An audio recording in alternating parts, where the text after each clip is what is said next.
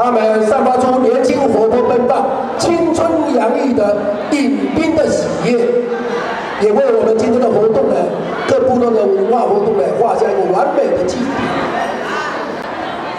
好，我们的青年朋友呢，散发出他们的热情、洋溢、奔放，用我们的迎宾舞曲呢，来跟大家一起互动。我想最主要就是表达欢迎之意。